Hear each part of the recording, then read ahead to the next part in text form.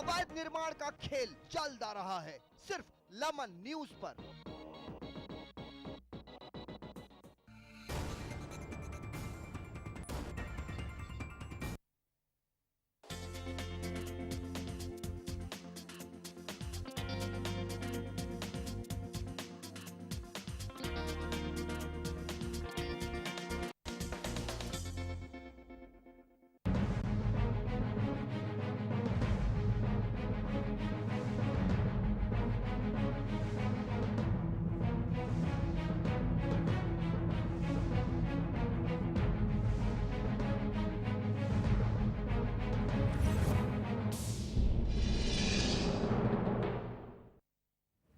Right, you are watching the Inside Story with me, RKB.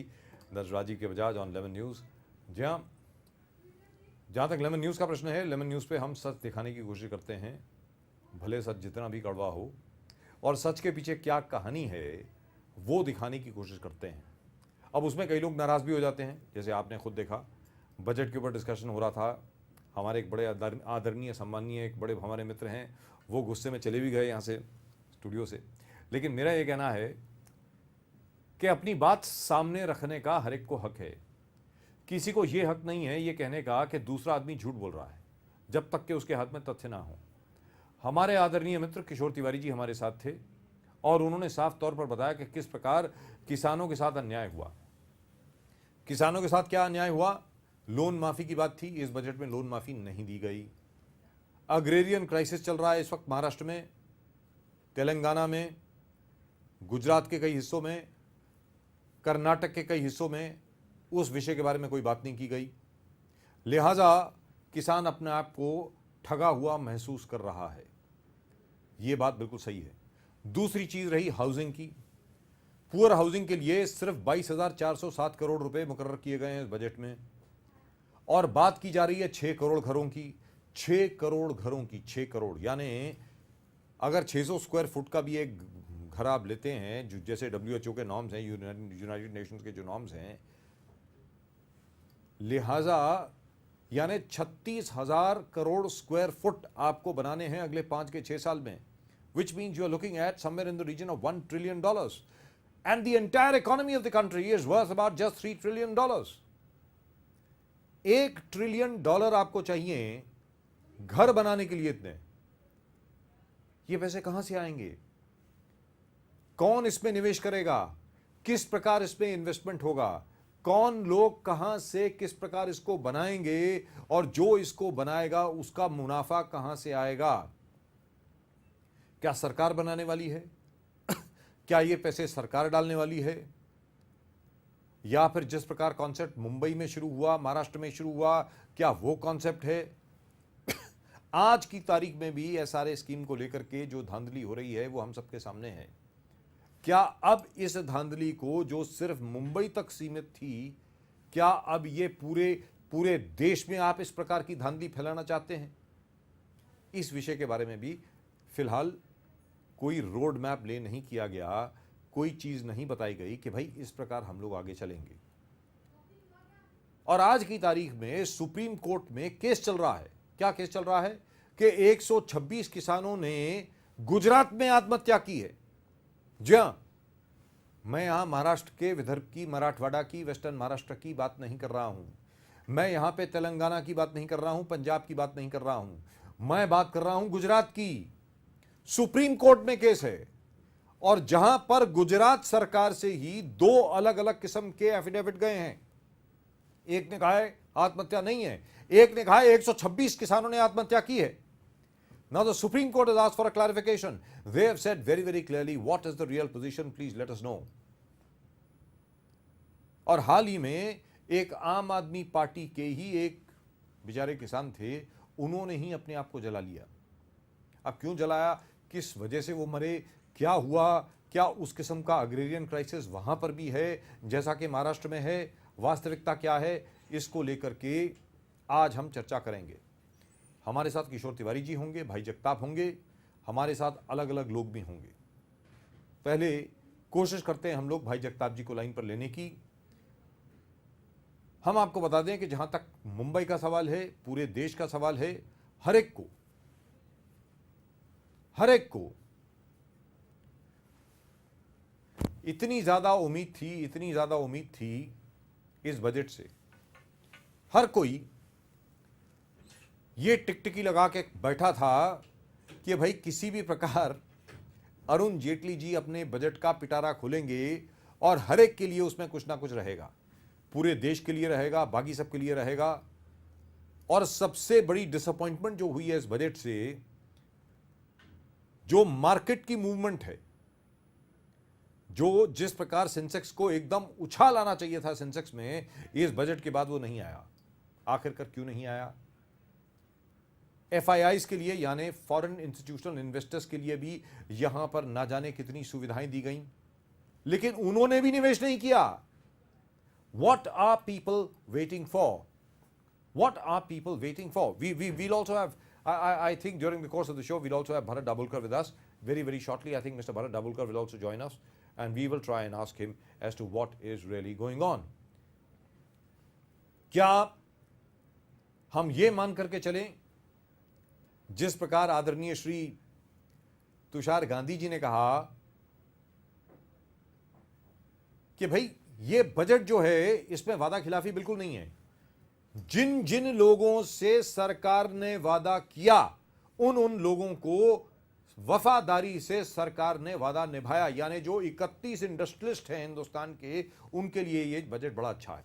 इस वक्त हमारे साथ हैं हमारे बड़े पुराने मित्र, महाराष्ट्र समाजवादी पार्टी के अध्यक्ष जनाब अबू आसिम आजमी साहब।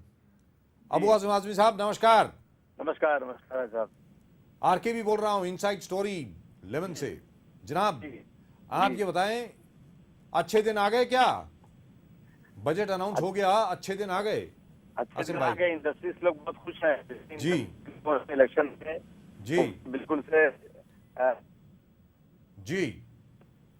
आसिम भाई आपकी आवाज जरा कट रही है, जरा अपने फोन को जरा अपने मुंह के पास रखें और जरा जोर से बोलें। जी जी बताएं। मैंने hello, I think we are unable to hear Mr. Abu Asim Azmi. Can we do something with his audio? जी आसिम भाई आवाज आ रही है आपकी, बोलिए बोलिए। इंडस्ट्रीज लोगों को जो वादा किया था इन्होंने जी, और इंडस्ट्री लोगों जिस उम्मीद के साथ में इनके साथ में इन्वेस्ट किया था जी, उनके अच्छे दिन आ गए, बिल्कुल बहुत अच्छे दिन आ गए। लेकिन जिन्होंने वोट दिया था इनकी आवाज के ऊपर अच्छे दिन के लिए, उनके लिए कोई अच्छे दिन नहीं आए। ये बहुत उछल रहे थे, पेट्रोल का दाम कम कर रहे हैं। अब इनसे पूछा जा रहा है कि 3-3 रुपया कैसे बढ़ा दिया आपने? जिस दिन बजट आया उसी दिन 3 रुपया बढ़ा दिया आपने जी, और पार्लियामेंट में अनाउंस नहीं किया। सबसे बड़ी बात यह है कि जब ये बजट पेश कर रहे थे, क्या इनको मालूम नहीं था कि दाम बढ़ने वाले हैं? मालूम था इनको बिल्कुल। जब ये दाम कम हो रहा था, क्रेडिट ले रहे थे बहुत ज्यादा जी, नसीब वाले हैं, खुश हैं। और अब इसे कहते अब आप बदनसीब होते जा रहे हैं। लेकिन आसिफ भाई आपसे ये सवाल पूछना चाह रहा हूं, ये जरा थोड़ी सी अकाउंटेंसी की बात है। आपका खुद भी बनिया दिमाग है, इसलिए आपके सामने ये जरा आंकड़े रख रहा हूं जी। आदरणीय सम्माननीय वित्त मंत्री अरुण जेटली जी ने कहा है कि वो 6 करोड़ घर बनाने वाले हैं। 6 करोड़ घर बनाने वाले हैं पूरे हिंदुस्तान में अगले 5 या 6 साल में, ऐसा उन्होंने कहा पुअर हाउसिंग के लिए। और पुअर हाउसिंग के लिए मतलब एक घर जो है, अगर ऑन एन एवरेज लिया जाए, यूनाइटेड नेशंस का जो एक फिगर है वो 600 स्क्वायर फुट का है। 600 स्क्वायर फुट का, अगर आप मान लीजिए शहर के लिए 300 स्क्वायर फुट, गांव के लिए 600 स्क्वायर फुट अगर आप मुकर्रर भी करते हैं तो हो गया कोई 36,000 करोड़ स्क्वायर फुट 5 साल के लिए। 36,000 करोड़ स्क्वायर फुट के मकान आप बनाने वाले हैं देश में, और आपने उसके लिए बजट मुकर्रर किया है सिर्फ 22,407 करोड़ का। अरे 22,407 करोड़ में तो मुंबई शहर के मतलब एक, अगर आप ठाणे का भी इलाका ले लीजिए, उसके लिए भी मकान नहीं बनेंगे। मेरा यह कहना है, ये पैसे आने कहां से वाले हैं? पूरी हमारी जो इकोनॉमी है, it is worth $3 trillion. You need $1 trillion to make these many houses. मेरा ये कहना है कि यार ये सिर्फ ऐलान कर करके बैठ गए, मतलब क्या होने वाला है यहाँ पे? मेरी कुछ समझ के बाहर है, मेरी समझ के बाहर है ये। आजम भाई जरा आप समझाएं। नहीं बिल्कुल इसे बेवकूफ बनाने की बात है। ये एक फिगर अनाउंस कर देंगे कि इतने करोड़ लोगों को घर देंगे, इतने लाख लोगों को नौकरी देंगे। ये सारी चीजें सिर्फ और सिर्फ लोगों को बेवकूफ बनाने की बात है जी। ये इन्होंने ये उसी तरह से जैसे कह दिया कि हर इंसान, हर भारतवर्ष के नागरिक के खाते में 15 से 20 लाख रुपए आ जाएंगे, ब्लैक मनी आ जाएगी। कहाँ आज तक आई? इसी तरह से ये चीजें अनाउंस की जा रही है, इसका मतलब नहीं होता है जी। और ये जो है बिल्कुल से सिर्फ और सिर्फ वादा खिलाफी और बेवकूफ बनाने की बात है। जी, और दूसरी बात, ये सबसे बड़ी बात यहां पर यह आती है कि 4000 किसानों ने आत्महत्या करी है सिर्फ विदर्भ, मराठवाड़ा यानी महाराष्ट्र में। मैं अभी तेलंगाना, पंजाब और गुजरात की बात नहीं कर रहा हूं। आप मुझे बताइए, जब आदरणीय प्रधानमंत्री जी लोकसभा के चुनाव के लिए यहां पर मीटिंग वगैरह के लिए आए थे, उसके बाद महाराष्ट्र में भी आए। महाराष्ट्र में उन्होंने 23 के 27 मीटिंग, ना जाने कितनी उन्होंने मीटिंग करी यहाँ पे, अनाउंसमेंट इतनी हुई थी, लेकिन उसके बाद जाकर 12-13 मीटिंग करी। बार बार वो ये चीज कहते थे कि वो लोन माफी की बात करते थे। बार बार वो ये कहते थे कि मेरा जो किसान है वो कभी आत्महत्या नहीं करेगा, मेरा जो किसान है मैं उसके साथ हूं। और पूरे का पूरे बजट में जो अग्रेरियन क्राइसिस इस वक्त चल रहा है, जो इतना बड़ा क्राइसिस चल रहा है किसानों को लेकर के महाराष्ट्र में, उस विषय के बारे में कुछ है ही नहीं। आसिम भाई, बहुत अफसोस की बात है, बहुत ज्यादा। ये किसान दुखी तो देश दुखी जी, किसान बर्बाद तो देश बर्बाद। लेकिन सरकार ने इतना अनाउंसमेंट पिछले 5-10 सालों से, मनमोहन सरकार से लेकर आज तक ये सिर्फ अनाउंसमेंट हो रहा है, लेकिन किसानों का आत्महत्या बिल्कुल रुक नहीं रही है जी। और ऊपर वाला भी कुछ नाराज है कि महाराष्ट्र में कुछ न कुछ ऐसी नेचुरल डिजास्टर हो जा रहा है कि बारिश हो जा रही है, बर्फ गिर जा रहा है और प्रॉब्लम होती है। लेकिन सरकार की कहीं भी इस पे पकड़ नहीं हो रही है और कहीं भी सुसाइडल के ऊपर 1% भी कमी नहीं हो रही है जी। और सरकार इस पे कोई कदम नहीं उठा रही है। बहुत अफसोस की बात है जी। देश का किसान दुखी तो देश दुखी है। और दूसरी चीज है, इन्होंने इंश्योरेंस अनाउंस करी है कि भाई बैंक खाते में जो होल्डर होगा 1 रुपया हर रोज का जो जमा कर रहा है, उसके लिए 2 लाख रुपए की इंश्योरेंस दी है अगर मान लीजिए वो मर जाता है तो मतलब आप क्या चाह रहे हैं कि लोग जाकर के आप प्रेरित कर रहे हैं लोगों को मरने के लिए कि वैसे तो पैसे मिल नहीं रहे हैं, तो आदमी मर जावे तो शायद 2 लाख रुपए मिल जाएंगे मेरे घर वालों को। मतलब ये मेरी जरा समझ के बाहर है। ये मेरा ये कहना है कि भले डॉक्टर मनमोहन सिंह के बजट के बारे में आप जो मर्जी कह लीजिए, उसके पहले जितनी भी सरकारें रही हैं उनके बजट्स के बारे में, बाकी सब चीजों के बारे में जो मर्जी कह लीजिए, लेकिन इस प्रकार के ऐलान आज तक कभी हिंदुस्तान में नहीं हुए हैं। और अब आते हैं जो मुद्दे की बात है, जैसा आप मुलायम सिंह जी ने खड़े होकर के लोकसभा में कहा कि अगर आप किसानों की उपजाऊ जमीन खरीद मतलब छीन लोगे तो उसके बाद हिंदुस्तान में 10 साल के बाद जो गेहूं, चावल, अनाज की जो कमी होने वाली है उसकी भरपाई कौन करेगा? आसिम भाई, नहीं, ये बिल्कुल इससे बहुत ही एक आदमी को सीरियस होना चाहिए जी। अगर गेहूं, दाल, चावल और शक्कर भी सब इंपोर्ट होने लग जाएगी तो देश की हालत क्या होगी जी। देश के किसानों के लिए जितनी भी सुविधाएं दी जा सकती है वो देना ही चाहिए। लेकिन मैं आपको बता दूं, मैं उत्तर प्रदेश में अगर एक किसान की कोई भी जमीन बिक नहीं सकती जी, नीलाम नहीं हो सकती। दूसरी चीज है कि हर किसी किसान को अगर उसके पास थोड़ी भी जमीन उसके नाम पे किसान है वो, और अगर उसका कोई भी एक्सीडेंट होता है तो 5 लाख रुपया सरकार दे दे उसको, 5 लाख। क्या बात है। यूपी में किसानों की आत्महत्या, यूपी तो ऐसी स्टेट है जहाँ के लाखों लोग निकल कर दूसरे स्टेट में नौकरी कर रहे हैं, काम इंडस्ट्री नहीं है, फैक्ट्री नहीं है, बैकवर्ड जगह है, तो उसके बाद भी किसानों की आत्महत्या इतनी नहीं हो रही है। नहीं होती नहीं है। नहीं आसिम भाई, आप गलत बोल रहे हैं जी। उत्तर प्रदेश में साहूकार के डर से, बैंक के डर से किसान आत्महत्या नहीं करता है। ये बिल्कुल साफ तौर पे बात बताने वाली बात है। ये महाराष्ट्र में करता है, आंध्र प्रदेश में करता है, तेलंगाना में करता है, गुजरात में करता है जी। देखिए, आप देखिए यूपी एक पिछड़ा हुआ स्टेट है जी। वो देश की आर्थिक राजधानी नहीं है, परंतु यूपी में किसानों को पानी सिंचाई के लिए 1 रुपया भी नहीं देना पड़ता जी। दूसरी चीज, यूपी में यहाँ पे महाराष्ट्र में 10 रुपए देने पड़ते हैं दवा के लिए सरकारी अस्पतालों में जी। यूपी में फ्री दवा मिलती है, 1 रुपया नहीं देना पड़ता, फ्री है जी। इन्होंने बुलेट ट्रेन अनाउंस कर दिया जी। बुलेट ट्रेन जरूरी नहीं है, पहले किसानों का आत्महत्या रुकना जरूरी है जी। आखिरी सवाल, बुलेट ट्रेन भी होने वाली नहीं है जी, दुरुस्त बात है। सरकार चली जाएगी जब तक बुलेट ट्रेन नहीं ला पाएंगे, ये लिख लीजिए आप। और दूसरी चीज ये है, बेवकूफ बनाने की बात है। आसिम भाई, आखिरी सवाल ये कि मैं सिर्फ एक छोटा सा उदाहरण आपके सामने रखता हूं कि आज तक जो शेड्यूल्ड ड्रग्स थे, जो लाइफ सेविंग ड्रग्स थे जिससे लोगों की जान बचाई जा सकती थी, उसमें से 100 ऐसे ड्रग हैं जिनको इन्होंने शेड्यूल लिस्ट से बाहर निकाल दिया है। जिसकी वजह से क्या हुआ है कि एक जैसे हाइपरटेंशन की दवाई है, हार्ट अटैक की दवाई है, कैंसर में लाइफ सेविंग ड्रग जो एक ग्लाइवेक करके ड्रग होता है वो है, मतलब उनकी कीमतों में इतना ज्यादा इजाफा हुआ है कि आज की तारीख में हाहाकार मच गई है। जैसे ग्लाइवेक का अगर मैं एग्जांपल दूं आपको, कैंसर लाइफ सेविंग ड्रग होता है वो, उसका केमोथेरेपी के बाद हर रोज 1 डोज आदमी को लेना पड़ता है।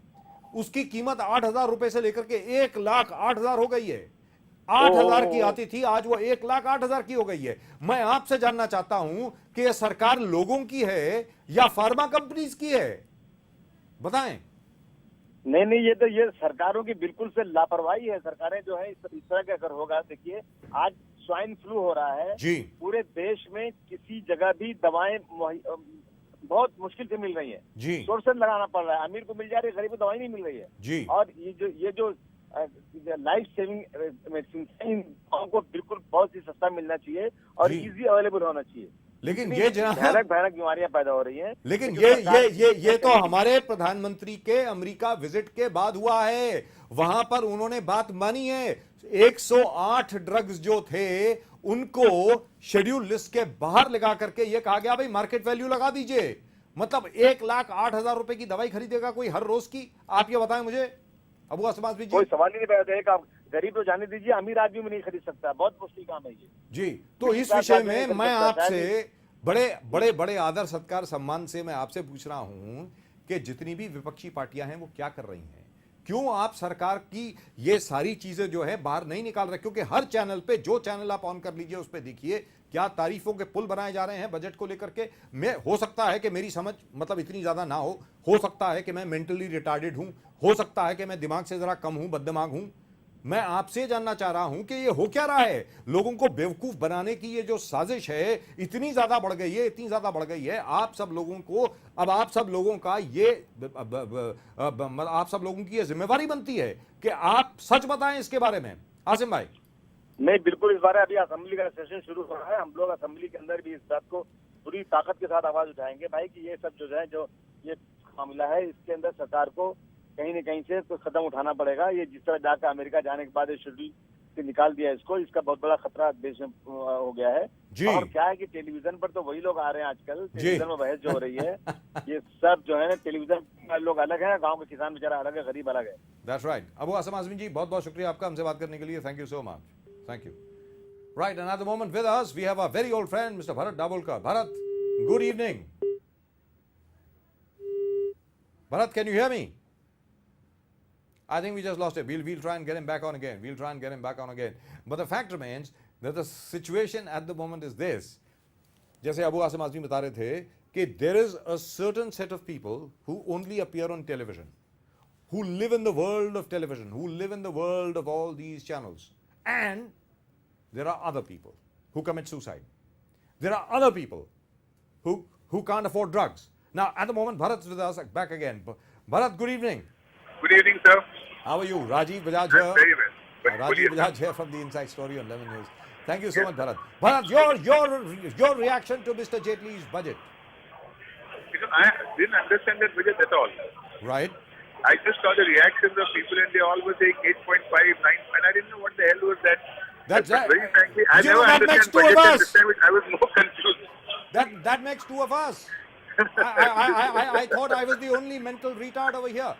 No, I'm a bigger one than that because I I never couldn't figure this understand budget. This was completely bemost to me. Listen to me. You increase service tax by 2%. Yeah. You increase service tax by 2%. Yeah. You cut down the subsidy on women and child welfare by almost 50%. Yeah. The education subsidy also goes, and you are Yeah. not able to utilize the budget that you've already got. Yeah. And there is nothing for farmers' suicides. There are farmers who are committing. There are 6 farmers who are committing suicide on a daily basis. There is nothing at all for them, and Yeah. they say it's a good budget. I don't know whom is this a good budget for? I saw the analysis which were made by all the economists and corporate bigwigs. Yes. They were all giving it 8.5, 9, 9.5 kind of thing. And I couldn't figure out why they were doing that because I didn't understand the budget. So I thought maybe it's 9.5 for not understanding the budget.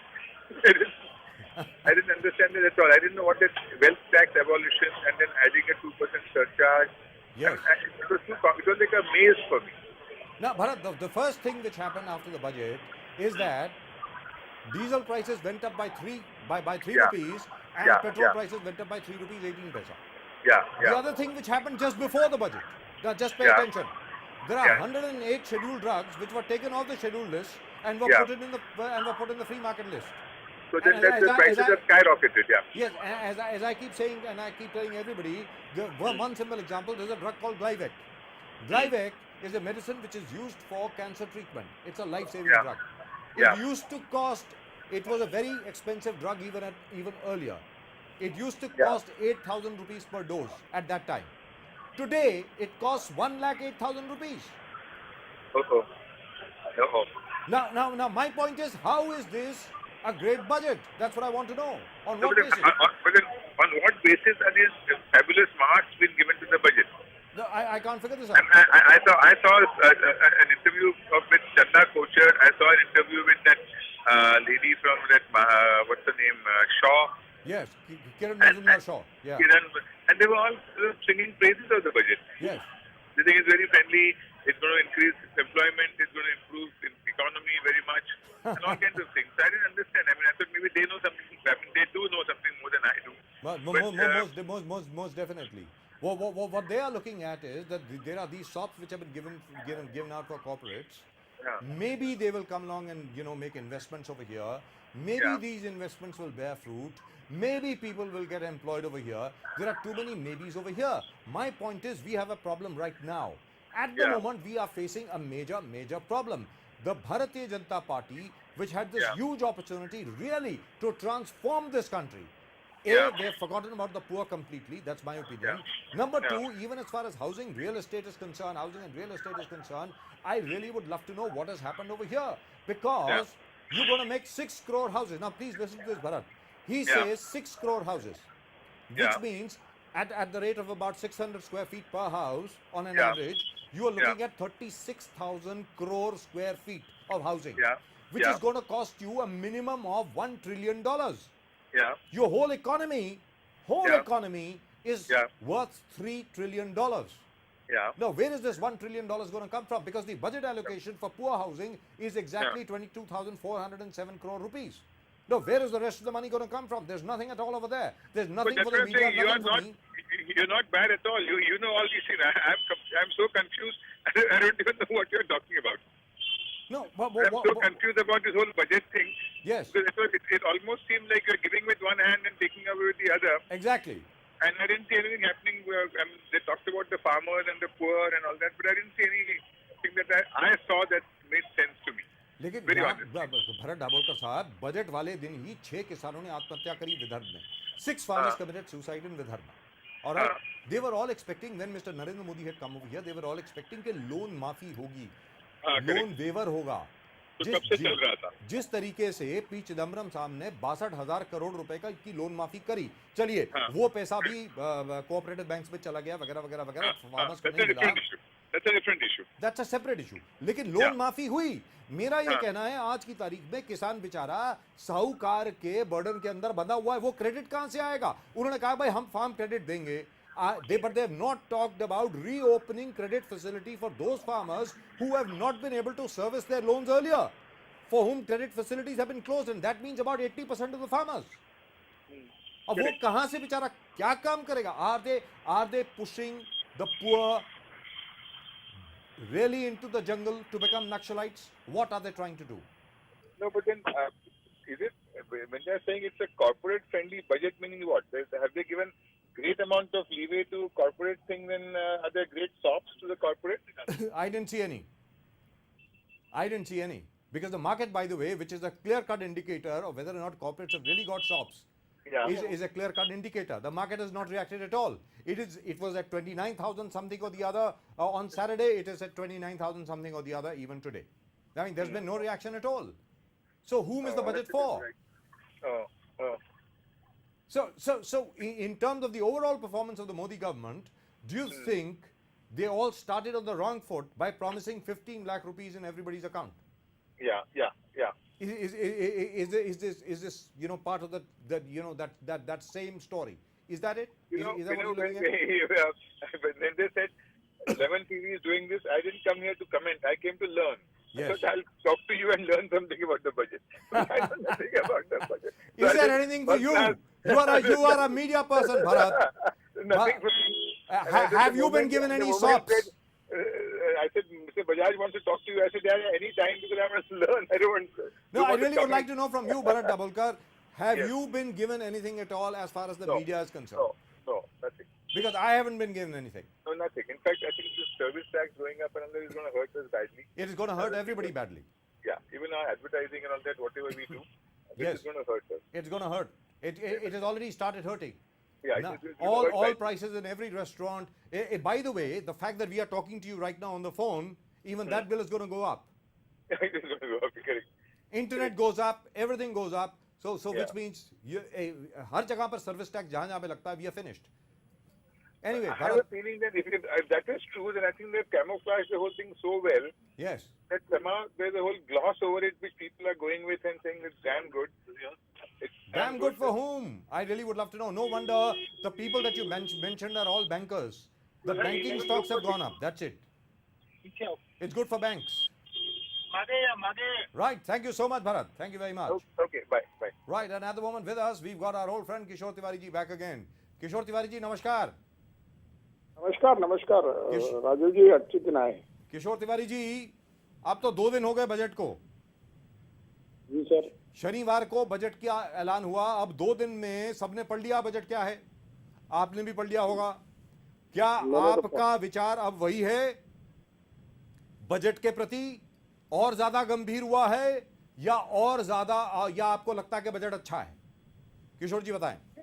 मैं जिस वर्ग का प्रतिनिधित्व करता हूँ जी, और जिनकी लड़ाई हम लड़ रहे हैं, उनकी बात तो कहीं नहीं गई। अब ये कहते हैं कि हमने एग्रीकल्चर क्रेडिट बढ़ाया, और जो आंकड़े उन्होंने दिए जी, अगर आप थोड़ा डिटेल में जाओ तो इंफ्रास्ट्रक्चर, एग्रीकल्चर इंफ्रास्ट्रक्चर के नाम पर जी, उसमें से 80% पैसा जाने वाला है। जी, और मुझे और कुछ मालूम पड़ा तो यूरिया की सब्सिडी कम हुई वाली है जी, फूड सिक्योरिटी बिल की कम हुई है, जी। और सरकार ने कुछ स्कीम जो मेरे ग्रामीण इसमें चलती थी वो स्कीम विड्रॉ कर ली है। जैसे एनआरएचएम सरकार ने नहीं रखा, अभी स्टेट को करना पड़ेगा। आईसीडीएस भी स्टेट का सब्जेक्ट हो गया जी, अब कैसा है कि कई स्टेट तो अपना बजट बना रहे, लेकिन उनको ये मालूम ही नहीं पड़ा जी, कि ये जो केंद्र से जो मिशन चलते थे, जो प्लानिंग मिशन से डायरेक्ट पैसा आता था, अलॉटमेंट का प्लान मनी कहते थे जिसे हम, जी, जी, जी, जी,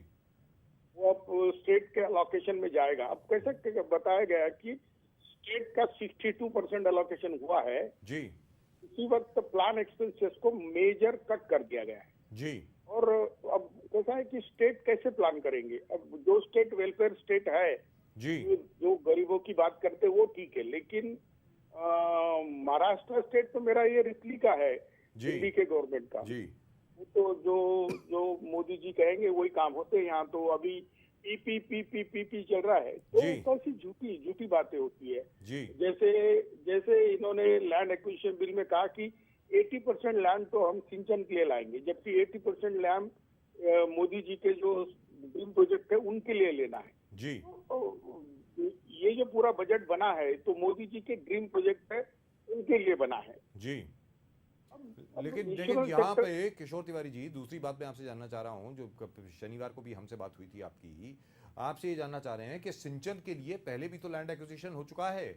महाराष्ट्र में जो जितने भी इरिगेशन प्रोजेक्ट्स अभी तक हुए हैं, जहां पर 2 बूंद पानी किसी किसान को नहीं मिली है, आफ्टर ऑल उसका तजुर्बा तो हम लोगों के पास है, आपके सामने है। अजीत दादा पवार ने पानी के बजाय क्या किसानों को पिलाने की बात की थी, वही हाल आज की तारीख में एक बार फिर किसानों को देखना पड़ रहा है।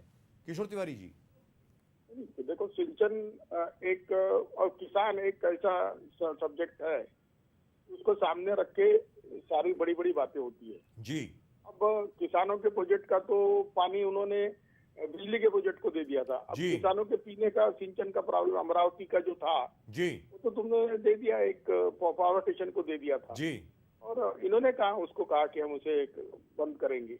और मैं एक बात बताना चाहता हूँ, अभी आपने मुझे बताया तो किसान आत्महत्याओं का बहुत बड़ी बात होती है, और किसानों की बात होती है बजट के अंदर भी। जी, तो इनके पास बार बार इन्होंने कमीशन ऑफ इंक्वायरी लगाई है हमारे पे, जी, तो इनके पास बहुत रिकमेंडेशन पड़े हैं। जी, तो हर इसमें कहते हैं कि हम अगले बजट में करेंगे। जी, तो जो नेशनल कमीशन ऑफ फार्मर के रिकमेंडेशन थे, जी, उसकी तो बात ही नहीं हुई। अब जी। उसको इम्प्लीमेंट नहीं किया। जी। महाराष्ट्र में फार्मर सुसाइड के ऊपर बहुत सारे रिकमेंडेशन है इनके पास, जी, इसके ऊपर भी इम्प्लीमेंटेशन नहीं हुआ। जी, इसके ऊपर जो एक हमारे यहाँ पर फार्मर सुसाइड टूरिज्म होता है, जी जो मनमोहन सिंह से होते आया है कि फार्मर की सुसाइड होती है तो फिर वो जिले में जाके विजिट करते हैं, फिर वो घूमते हैं, फिर 2-3 फैमिली को मिलना है। तो कल आज मुझे मालूम पड़ा कि यवतमाल में महाराष्ट्र के सीएम जी सच्चे सच्चे कारण क्या है ये ढूंढने के लिए आ रहे हैं। जी और यही सीएम जब अपोजिशन में थे चिल्ला चिल्ला के कहते थे, इनका गला सूख जाता था। जी। तो मुझे अब वही मजाक हो रहा है, लेकिन मुझे क्या है कि आपके बजट में हमें कुछ दिया नहीं, जी स्टेट का बजट बन रहा है उसमें कुछ रखा नहीं है, जी क्योंकि इनका फाइनेंस मिनिस्टर मुझसे सलाह ले रहा था कि क्या करना चाहिए। जी अभी तुमको मालूम नहीं कि क्या बदला हुआ है। जी और यहाँ की ब्यूरोक्रेसी तो इतनी बैंकरप्ट है कि प्लान में अलोकेशन क्या आएगा इसको लेके तो बना ही नहीं रहे। जी और महाराष्ट्र ये छोटा स्टेट नहीं रह गया, जी ये 2 लाख करोड़ के रेवेन्यू अर्निंग वाला स्टेट रहेगा, जिसमें वेलफेयर के लिए 1 लाख करोड़ देना है। तो अगर स्टेट ही चाहे सेंटर ना करे तो भी स्टेट, जैसे मुलायम सिंह ने कहा था, जी। मैंने दिया है 16,000 करोड़ का कर्जा माफ, जी मैंने कहा है कि बैंक किसान के खेत की नीलामी किसी भी तरीके से नहीं होगी। जी ये बात बहुत चुस्त दुरुस्त है कि आप बुरे समय में फंसे हुए किसान है। देखो हमने उस दिन बात की तो हमने कभी सोचा नहीं था जी कि 28 तारीख से 3 तारीख के बीच में जी महाराष्ट्र के अंदर इतने ओले और इतनी बारिश पड़ी, जी 20 लाख हेक्टेयर में पूरा फसल बर्बाद हो गया। फसल बर्बाद हो गई है। जी दुरुस्त बात। महाराष्ट्र के सीएम ने ट्विटर पर बोल दिया कि मैंने चीफ सेक्रेटरी को कहा है कि वो रिव्यू कर ले। जी आज ट्विटर पे कहा कि मैंने वीडियो कॉन्फ्रेंस में कलेक्टर को पूछ लिया कि क्या क्या डैमेज हुआ। जी इतने बैंकरप्सी और इतनी होस्टाइल एडमिनिस्ट्रेशन तो मैंने लाइफ में नहीं देखी। जी आपने लेकिन इसके 60 पीछे वजह लाख क्या है? इसके पीछे वजह क्या है? क्योंकि उस दिन अगर आपको याद होगा शनिवार के दिन जब हम लोग आपसे बात कर रहे थे, हमारे एक और मित्र बैठे हुए थे यहीं पे स्टूडियो में, वो बहुत ही ज्यादा बिगड़ गए थे आपकी बात को लेकर के, यहाँ तक कि उन्होंने वॉकआउट कर दिया स्टूडियो से, ये कहते हुए कि आत्महत्या हो ही नहीं रही है। कि ये यहाँ तक कि उन्होंने ये कह दिया कि भाई आप झूठ बोल रहे हैं, यानी किशोर तिवारी झूठ बोल रहे हैं, और वो he walked out of the show. उन्होंने कहा कि भाई गुजरात में क्यों नहीं आत्महत्या हो रही? गुजरात में आज की तारीख में सुप्रीम कोर्ट में केस चल रहा है।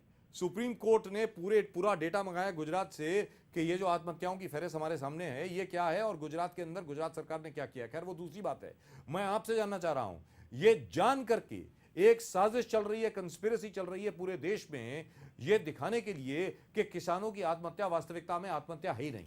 किशोर तिवारी जी देखो डिस्ट्रेस और बहुत एनालिसिस हुआ है जी और साइकोलॉजिकल एनालिसिस हुआ है। जी अभी क्या हुआ कि मैंने बहुत ज्यादा चिल्लाने के बाद सुप्रीम कोर्ट के जो सीजे है दत्तू, जी। उन्होंने वो मोटो इनिशिएटिव लेके महाराष्ट्र गवर्नमेंट को प्रताड़ित किया। जी फिर वही पुराने एक सीएल हमारे मित्र है जो है ना नेशनल वुमेन कमीशन में है, जो चेयरमैन है उसके, उन्होंने भी एक इनको नोटिस दिया अभी। जी अब ये नोटिस के रिप्लाई के लिए इन्होंने क्या किया कि साइकोलॉजिस्ट लोगों की एक टीम अपॉइंट की यवतमाल जिले में, जी और उन्होंने एक सर्वे रिपोर्ट दिया जो कल एडमिनिस्ट्रेशन के हाथ आया। जी मैं आपको बता दूं कि सर्वे रिपोर्ट कल एक अखबार ने भी वो रिलीज किया जी। अपने पोर्टल पे, और अखबार में छपा नहीं वो रिपोर्ट, जी उसके पोर्टल पे रिपोर्ट है, और वो कहता है कि जो हमने डोर टू डोर सर्वे किया है उससे ऐसा लगता है कि किसान आत्महत्याएं बहुत बढ़ने वाली है। जी और महाराष्ट्र के सीएम इसी वजह से 3 मार्च को यवतमाल आ रहे हैं। जी मैं आपको बता दूं कि इंटरनल रिपोर्ट तो इतने खराब है जी कि रूरल इकोनॉमी पूरी खत्म हो चुकी है, जी और ये सरकार अपने फिस्कल प्रोग्रामिंग में फेल आउट हो रही है।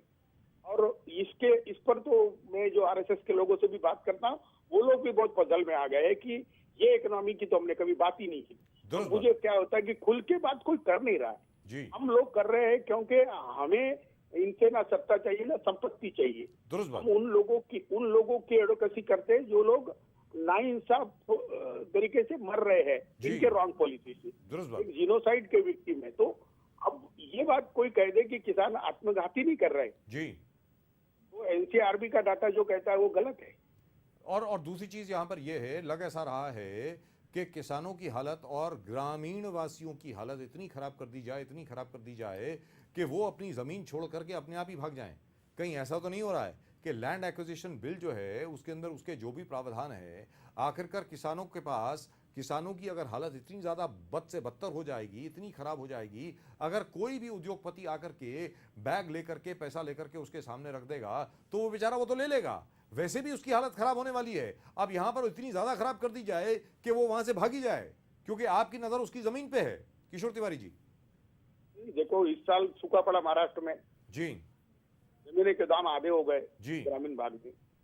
लेने वाले लोगों को रिसेशन की बड़ी थका रहा है, तो अभी लेवाल भी नहीं है। जी लेकिन कैसा प्रॉब्लम है कि सरकार ने कहा कि हम 4 गुना ज्यादा देंगे, जी और अगर कॉम्पेंसेशन की वजह से जी अगर लोग पैसा ले भी लेते हैं जी तो ये लोगों को फिजिकल मैनेजमेंट आता नहीं। जहां जहां पे प्रोजेक्ट आए वहां का पैसा किसान का 2 साल में बर्बाद हो गया। जी और वो लोग अभी नागपुर के अंदर हमाली करते हैं या विदर्भ में जहां जहां आए वहां पर वो लोग बर्बाद हो गए। जी तो किसान को जमीन से दूर करना, जी मैं बताता हूं कि इनके सांसद मुझे कहते थे कि सांसदों के मीटिंग के अंदर इनको बताया जा रहा था कि किसानों को ऐसा कहो, जी थाना जिला के अंदर जो आदिवासी किसान है जहां से वो रास्ता जाने वाला है, उनको ऐसा कहो कि तुमने जिंदगी में देखा नहीं जी कितने पैसे मिलने वाले हैं। जी यानी इनकी बात ही वो है कि पैसे के लालच में किसान जमीन छोड़ के चले जाए। जी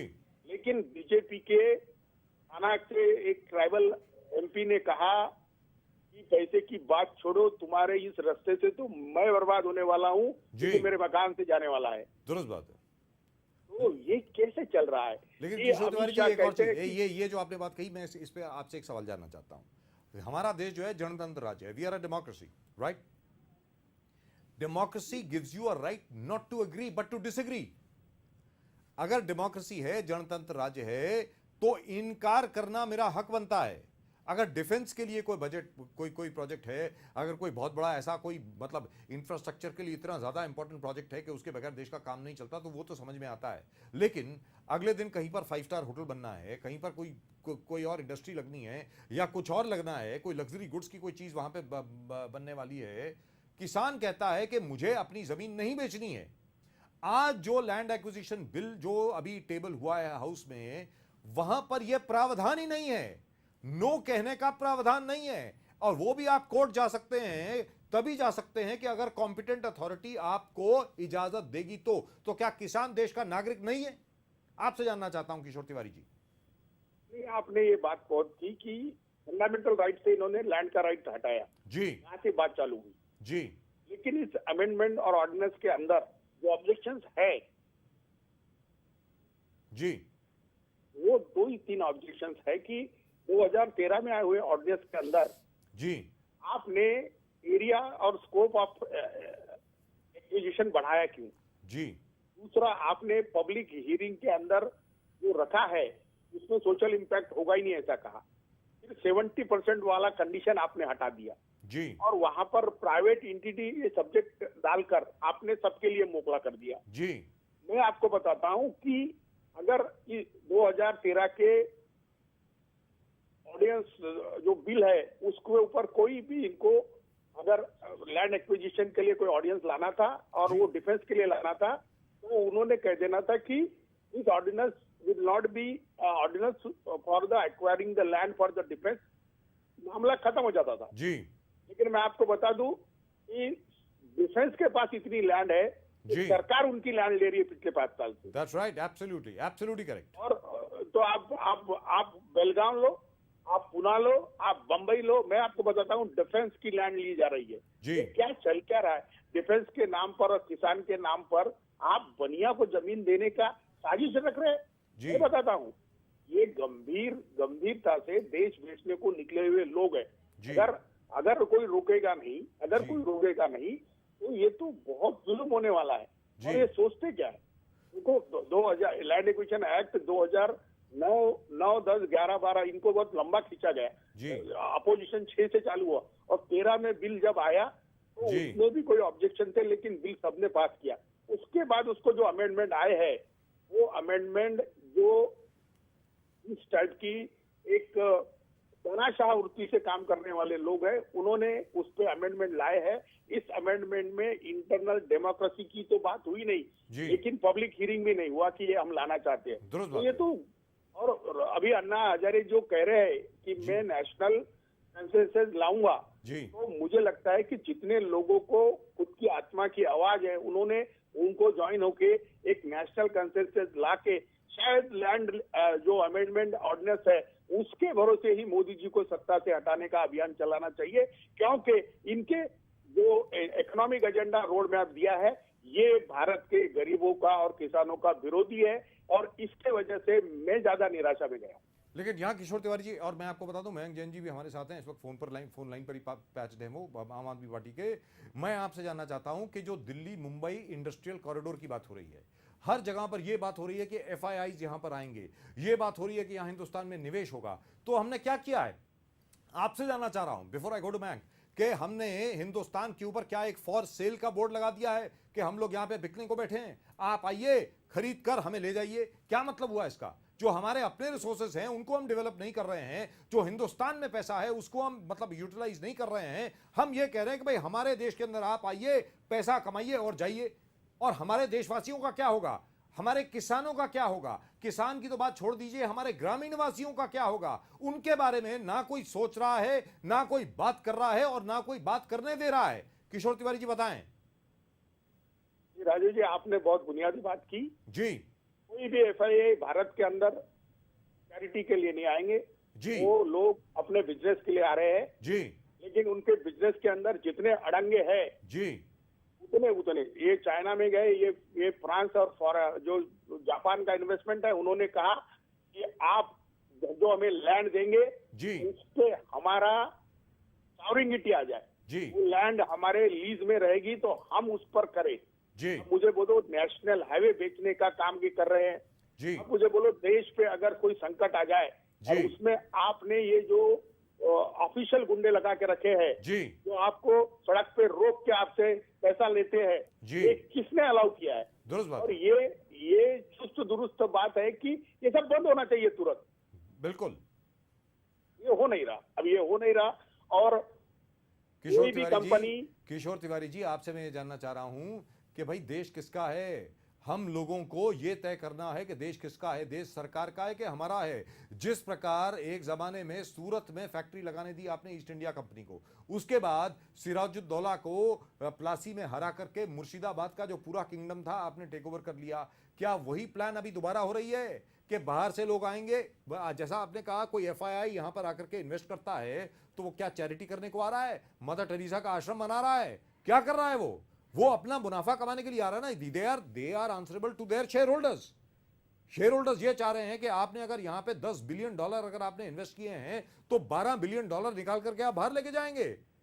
ये $10 बिलियन ये थोड़ी कि भाई हिंदुस्तानियों के हो गए। किशोर तिवारी जी, मैं राजू जी दुनिया में जहां जहां घूम के आया हूँ जी, और जहां जहां मैंने PPP के प्रोजेक्ट देखे जी, और वहां के कॉमन लोगों से बात की जी, और मैं वहां के पॉलिसी मेकर से भी बात की, दुनिया में अब ये आम राय बनी है जी, कि GOT बेस पर जो कुछ भी होता है वो सस्ता नहीं होता और उसकी कीमत गरीबों को चुकानी पड़ती। ये मॉडल ऑफ डेवलपमेंट अनडिजायर्ड है और ये मॉडल ऑफ डेवलपमेंट अनडेमोक्रेटिक है। और यहां पर मैं एक छोटा सा उदाहरण देना चाहता हूं। Mayank, can you hear me? Mayank ji आप मेरे साथ हैं? बिल्कुल बिल्कुल बिल्कुल। हाँ, या किशोर तिवारी जी, मयंक जैन जी, आपके सामने एक छोटा सा उदाहरण मैं आपके सामने रखना चाहता हूं। The one person who was considered the greatest apostle of private enterprise was the late Lady Thatcher, Margaret Thatcher, Baroness Thatcher. Kishore Tiwari ji, Mayank Jain ji, British rail को प्राइवेटाइज किया गया, सब जगह पर वाहवाही हुई, पूरे मार्केट में। वहां साहब क्या क्या आप लोगों ने स्टेप लिया। Today British rail has had to be nationalised again. Today the British government is running British rail again. और यहां पर यह प्लान चल रही है कि एयर इंडिया को भी प्राइवेटाइज कर दिया जाए, बेच दिया जाए। मैं आप दोनों से जानना चाहता हूं, पहले मयंक आप बात करें, क्योंकि आखिरकार जो एयर इंडिया बना है और बाकी जो इतने बड़े बड़े प्राइवेट एंटरप्राइजेस, पब्लिक एंटरप्राइजेस बने हैं वो हमारे पैसे से बने हैं। क्या हमसे पूछा गया है कि आप बेचने वाले हैं? किसकी बिना पर आप बेच रहे हैं? मयंक जैन जी बताएं। सर एक तो छोटी सी बात है, हम क्यों ये बार बार भूल जाते हैं कि ये मैंने लास्ट टाइम आपके शो पे कहा था कि हमारा देश एक एक बड़ा सा लैंड है जिसको ये रियल एस्टेट एजेंट बन के फॉर सेल का बोर्ड बना के बेच रहे हैं। जी। दूसरी चीज, एयर इंडिया हमारी जायदाद है जी। भारतीय रेलवे हमारी जायदाद है जी। पूछने की तो बात दूर सर, मुझे बताइए ये किस बेसिस पे उसको प्राइवेट को बेच रहे हैं? जी। क्या इनके पास कोई प्लान है या सिर्फ पैसे कमाने के लिए, या फिर उसको एक तरह से उससे भी मुनाफा कमाने के लिए और देश को बर्बाद करने के लिए इन लोगों को लाया जा रहा है यहाँ पे? मुझे लगता है जो हमारे रिसोर्सेज है, जो हमारी प्रॉपर्टीज है, रेलवे और एयर इंडिया, उनको सौंप के हमारे को लूटा जा रहा है और हमारे को हमारी जड़ें काटी जा रही है बेसिकली। जी।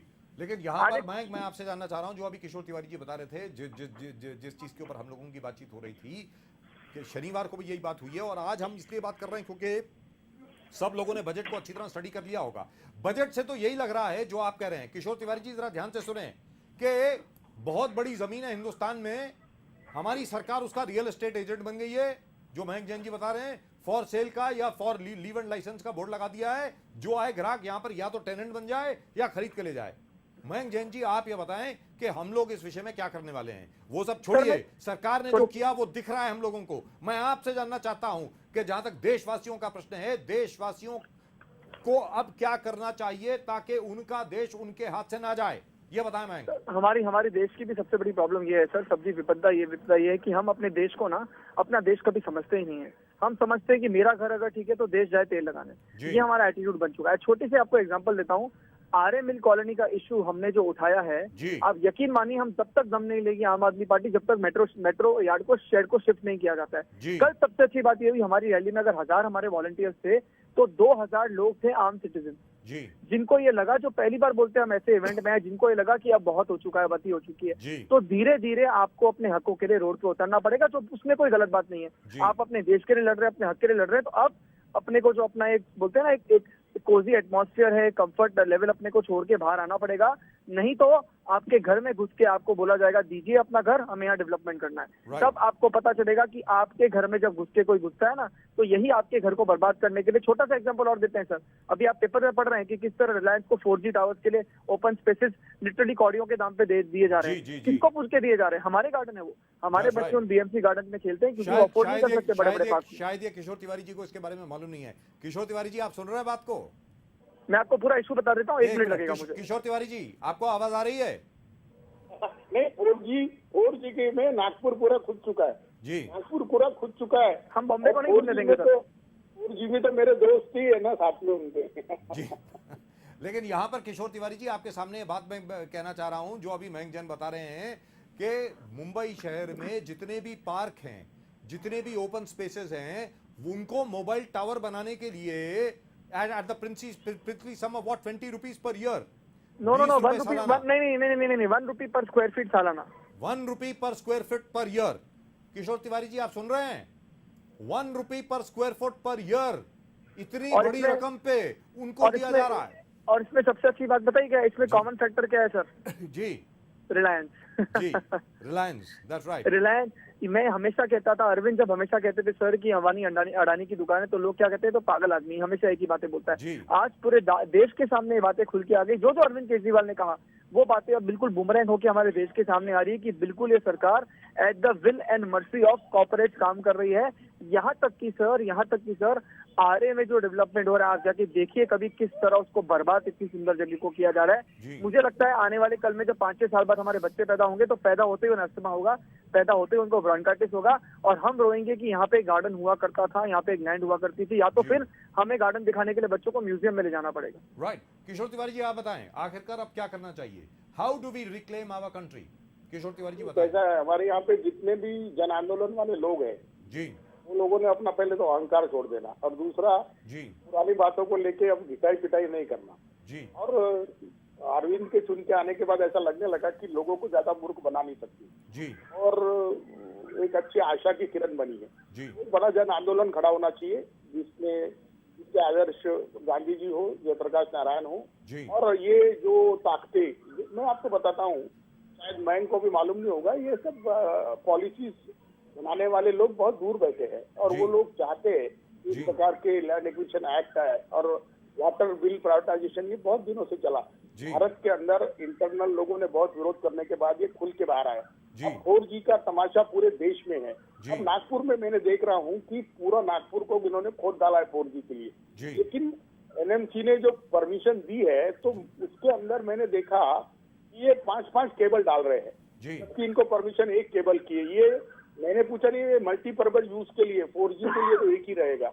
जी दूसरा, कानपुर सिंडिकेट 14 मेट्रो सिटी जिसमें बंबई भी है, जी लैंड के पैसे का रेट पीएमओ ऑफिस में डिसाइड हुआ है। जी अब तो मुझे मालूम पड़ा है कि फाइलें केवल सिग्नेचर की आती है। जी और मेरे जो महाराष्ट्र के मित्र है, मेरे मित्र है प्रकाश जावड़ेकर, नितिन गडकरी और हमारे पीयूष गोयल, इनको केवल सिग्नेचर करना पड़ता है। इनको तो एजेंसी भी मालूम नहीं है। जी अगर ये बात से ये डिनाई करे तो मैं बताता हूँ इन्होंने क्या क्या एनओसीज दी और क्या क्या प्रोजेक्ट अप्रूव किए। 1 लाख करोड़ के इन्वेस्टमेंट की बात करते हैं और 6 लाख करोड़ लैंड की बात करते हैं, और शिवसेना ने विरोध करने के बाद दूसरे दिन यहाँ आ जाते हैं और उनको कन्विंस करेंगे मैं अन्ना को मिलूंगा। अरे तुम क्या मिलोगे, तुम्हारा भी वेस्टेड इंटरेस्ट जनता के सामने आ रहा है। लैंड एक्विजिशन एक्ट को लैंड एक्सप्लॉयटेशन एक्ट ही अच्छा नाम है, और हमने इन्होंने एक कमेटी अपॉइंट की, हमने ऑब्जेक्शन दे दिए, आप ये डिलीट करो। अब मैं देखना चाहता हूं कि मेरे वो कमेटी में जो मेंबर है वो मेरे खास दोस्त है और संजय धोत्रे, उसके थ्रू मैंने रखा है। अब इन्होंने कहना कि वो कमेटी में ये ऑब्जेक्शन हम लेंगे नहीं, अब हम भी उनके साथ जाएंगे। हमने वो सब पब्लिक को भी कर दिया, आपको भी मैंने मेरे फेसबुक पे रखा है, डोमेन में डाल दिया। ये सजेशन हमने मांगे हैं कि ये ऑब्जेक्शन अन्ना के है, वो वैलिड है, उसको डिलीट करो आप जी। ये किसान विरोधी है। अब मोदी जी जो छाती ठोक के कहते थे, उन्हें बोलो कि छाती ठोक के आप विड्रॉ करो जी। तो वो लेकिन ये बात तो, लेकिन किशोर तिवारी जी और मयंक जैन जी, ये बात तो आदरणीय प्रधानमंत्री जी ने लोकसभा में भी कही है। उन्होंने कहा है कि जमीन अधिग्रहण अधिनियम में अगर कोई भी ऐसा प्रावधान है जो किसान विरोधी है, आप मुझे बता दीजिए, मैं उसमें सुधार करने को तैयार हूं। ऐसा नरेंद्र मोदी जी ने कहा है। मतलब इसका क्या मतलब, अब मेरी समझ में नहीं आ रहा है कि क्या मोदी जी को समझ में नहीं आ रहा कि वो क्या कर रहे हैं? क्या उनको उनके ब्यूरोक्रेट मिसलीड कर रहे हैं? क्या हो रहा है? बरात साहब, इसमें 2 चीजें हैं। आपको ब्यूरोक्रेट तब मिसलीड कर सकते हैं जब आप मिसलीड होना चाहते हैं जी।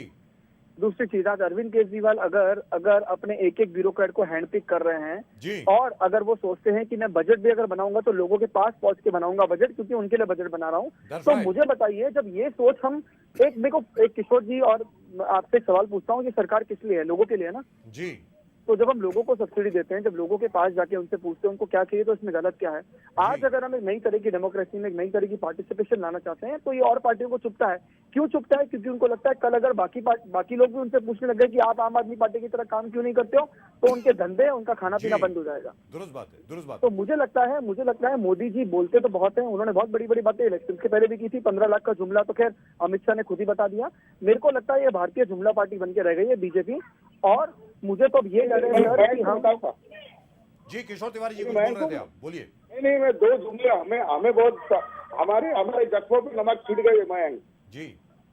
2 जुमले, एक तो आपका कर्जा माफ करेंगे, दूसरा इन्वेस्टमेंट पर 50% प्रॉफिट देंगे जी। किसानों के आत्मघात के लिए ये जुमले बहुत ज्यादा जिम्मेदार हो रहे हैं जी। नहीं, पर उसमें राजीव जी, इसमें एक चीज बहुत इंपॉर्टेंट ध्यान रखने की है जी। मतलब आप इलेक्शन जब लड़ रहे थे, आपकी एक बात झूठ थी, मतलब। और मुझे तो लगता है कि जिन लोगों ने आपको इलेक्शन जिताया है, आज एक तरह से आप सरकार में आए हैं उनका बदला चुकाने के लिए, उनको पैसे देने के लिए, क्योंकि उन्होंने आपको हेल्प किया करोड़ों रुपए देके। आपने कहा, आज मुझे एक बात बताइए सर, अडानी जो 10 साल पहले कहीं नहीं था, आज इंडिया के टॉप 3 इंडस्ट्रियलिस्ट में आ गया।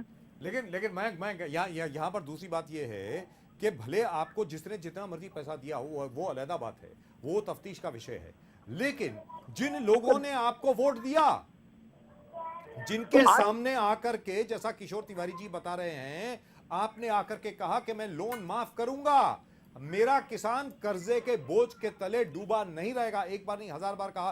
किशोर तिवारी जी, नरेंद्र मोदी जी की आपके साथ भी मीटिंग हुई, आपने खुद ने उनको बताया एक चीज। आप ये जरा हमारे दर्शकों को बताइए कि जब नरेंद्र मोदी जी आपके साथ थे चुनाव के दौरान, तब उन्होंने आपसे क्या क्या वादा किया था, बताएं। नहीं, उन्होंने तो अपने उनका एक 25 मिनट के भाषण में 10 मिनट हमारे पॉइंट लेते थे जी। बोलते थे कि किसान आत्महत्या क्यों कर रहा है ये मुझे अकेले को मालूम है जी, और जब तक किसी उपज को दाम नहीं मिलेंगे किसान की आत्महत्या नहीं रुकेगी जी। और कृषि उपज के माल कैसे देना, ये मोदी का फार्मूला है, ये मेरा फार्मूला है जी। आपके इन्वेस्टमेंट में 50% प्रॉफिट दूंगा और वो बिचौलियों के हाथ में न बिके, इसलिए मैं उसको खरीदने की व्यवस्था करूंगा। जी किसान साहूकारों से कर्ज लेते हैं और साहूकार सारा सामान ले लेते हैं, जी। तो साहूकारों से मुक्ति दिलाने को मैं कर्जे माफ करूंगा जी। और किसानों के अच्छे दिन आके किसान की आत्महत्या यह देश पे कलंक है वो मैं धो के निकालूंगा।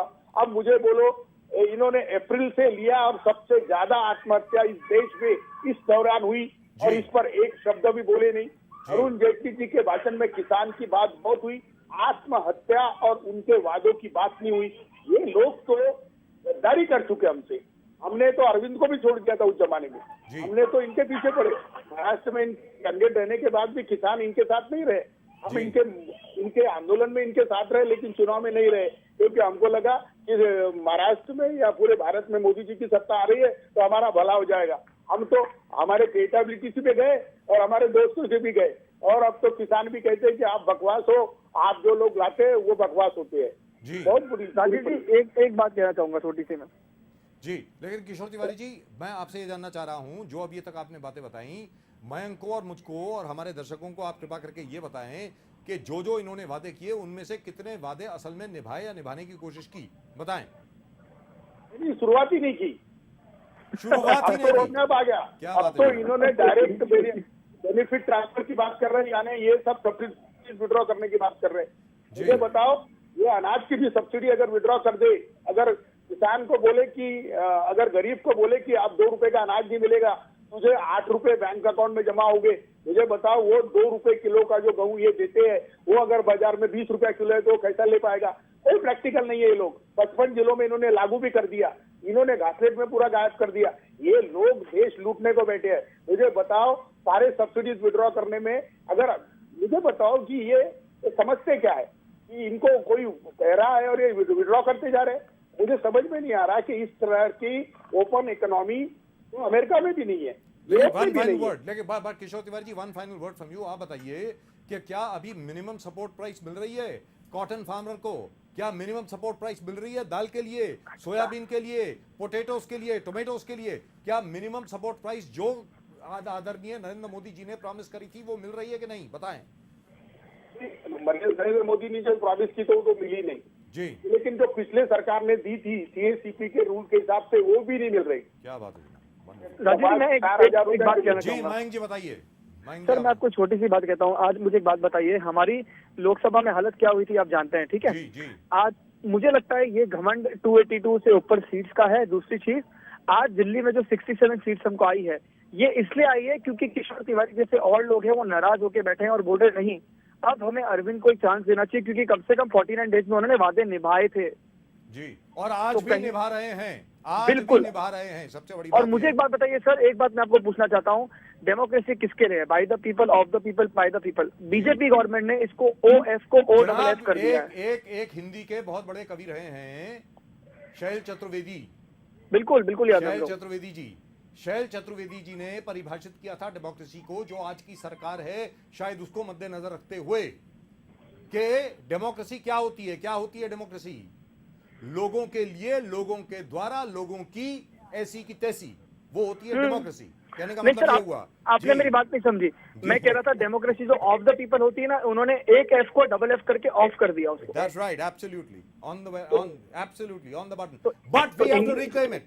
My point is this, मैं आशावादी हूं, मैं अपेक्षा करता हूं, आम आदमी पार्टी सामने है, विदर्भ के किसान आंदोलन के नेता किशोर तिवारी जी हमारे साथ हैं। मैं उम्मीद करता हूं कि पूरे देश की जनता या तो इस सरकार को वापस सीधे रास्ते पे लाएगी या फिर रास्ते लगा देगी, दोनों में से एक चीज जरूर करेगी, मुझे ऐसा लगता है। किशोर तिवारी जी, बहुत बहुत धन्यवाद आपका इतनी देर हमसे बात करने के लिए, thank you so much. Mayank, one final word from you, you wanted to say something, please go ahead. I just want to say something sir. अब Please. लोग जग चुके हैं। अब जब लोग आपको पैमाने पे ताकते हैं, इसलिए नहीं कि आप मोदी हैं कि अरविंद केजरीवाल है, अब लोग आपको इस पैमाने पे ताकते हैं कि आप उनके लिए क्या काम करते हैं। तो बीजेपी गवर्नमेंट अगर इस घमंड में है कि उनकी 5 साल सरकार टिक जाएगी, तो मुझे लगता है कि उनको वो मूवमेंट याद रखना चाहिए अन्ना जी का, जब कांग्रेस के टाइम हुआ था, जिसका फायदा उन्होंने पूरा उठाया। लोग कभी भी लोगों का दिमाग अगर फिरा तो वो याद रखे कि जन आंदोलन उनके खिलाफ खड़ा होगा, और ये इतिहास गवाह है, जब जब ओवर स्मार्ट सरकार बनी है लोगों ने उनको उखाड़ फेंका है। That's right, absolutely. Mayank, thank you very much for talking to us. Great pleasure talking Thank to you. Oh, by the way, apart from the fact that you're from the Aam Aadmi Party, you are also a young man. all right? Yeah. You're also a young person. You are a young person. Let's be very clear. आप बताएं, क्योंकि 2 दिन हो चुके हैं budget के आने के बाद, मैं आपसे जानना चाहता हूं, मैंने जान करके शनिवार को आपसे बात नहीं करी थी, इसलिए बात नहीं करी थी कि बजट उसी टाइम पे आया था। मैंने कहा क्या बात करनी है आपसे। अब ठीक है, बजट का अध्ययन करने के बाद, देखने के बाद, आपको बजट में अपने लिए कुछ दिखा? मैं जानना चाह रहा हूं आपसे। दिखा ना सर। क्या? मुझे अपने लिए ये दिखा कि मुझे जिस गवर्नमेंट को मैंने सत्ता में भेजा था फुल मेजोरिटी के साथ, आज वो हमारे हर एस्पिरेशंस को दबाने में लगी है, कुचलने में लगी है, और हमारी महंगाई जो वैसे ही इतनी त्रस्त है, आज उसे और हमारी कमर तोड़ने में लगी है। मुझे एक बात बताइए सर, सर्विस चार्ज बढ़ाने का क्या मतलब था? जी, सर्विस चार्ज बढ़ाना is directly equal to increasing all the rates of all the goods. That's right, कोई एब्सोल्युटली। बेवकूफ भी समझ जाएगा। उसके बाद आपने इमीडिएट पेट्रोल डीजल के भाव बढ़ा दिए। जी। तो मुझे बताइए कि मतलब आपका पेट्रोल डीजल कंट्रोल करना क्या दिल्ली इलेक्शन तक एक जुमला था, ताकि लोग आपको वोट दे सोच के कि भाई देखो ये गवर्नमेंट तो पेट्रोल और डीजल के रेट कम कर रही है। मयंक जी, सर्विस टैक्स इसलिए बढ़ाया गया है ताकि मोबाइल फोन के भी रेट बढ़े, इंटरनेट के भी रेट बढ़े, और आप कम से कम ट्वीट करें। कहने का मतलब ये हुआ जी। नहीं सर, नहीं सर। राजीव जी, फिर आपको भी भारी पड़ेगा, आप भी बहुत ट्वीट करते हैं। मुझे और लगता है मैं आपके ट्वीट रीट्वीट करता हूँ। मुझे लगता है साजिश यही है। Anyway Mayank, thank you very much for talking to us. Thank you, All the sir. very best. I hope we are able to reclaim this country. Thank you so much. We will. Right, that's it. That's all we've got for you in tonight's Inside Story. आज की Inside Story में सिर्फ इतना ही। आप जरूर भेजें अपने email on insidestory@lemonnews.com. Pradeep was not there with us today. He'll be there with us tomorrow. Pradeep ji हमारे साथ होंगे कल। insidestory@lemonnews.com, and of course you can SMS us on 56767. याद रखें, लेमन न्यूज के ऊपर आपको वो सब चीजें, चाटुकारिता आपको देखने को नहीं मिलेगी। लेमन न्यूज के ऊपर आपको यह सब देखने को नहीं मिलेगा कि बजट को 8.5 मिल गए, 10 में से 8.5 नंबर, 8 नंबर। जैसे भरत डाबोलकर जी पूछ रहे थे कि भैया 8 और 9 नंबर किस तरीके से दिए जा रहे हैं, मेरी तो समझ के बाहर है। कहते मैं तो इस शो में इसलिए आया हूं कि ताकि आप मुझे समझा सकें कि वास्तविकता में हो क्या रहा है। सर्विस टैक्स के बढ़ने के बाद जितने भी मीडिया हाउसेस हैं, जितने भी बाकी हाउसेस हैं, हर जगह पे हर एक का खर्चा बढ़ गया है। सर्विस टैक्स हर सर्विस पे अप्लाई होता है, लेकिन फिर भी हमारे अर्थशास्त्री, हमारे विशेषज्ञ, हमारे बड़े बड़े चैनल इस बजट को 8 दे रहे हैं 10 में से, 8.5, 9, कई लोग तो 10 में से 10 दे रहे हैं। मैं आपसे जानना चाहता हूं, जहां तक के लेमन न्यूज का सवाल है, आज तक जो आपने देखा है लेमन न्यूज पर, आज तक नहीं, लेमन न्यूज पर जो आपने देखा है, क्या आपको लगता नहीं है कि सच है और सच का बोलबाला होता है आखिर में? जरूर लिखें on insidestory@lemonnews.com. Right, that's it. That's all we've got for you in tonight's Inside Story. We'll of course be back with you tomorrow. Till then, keep watching Lemon News. Bye bye.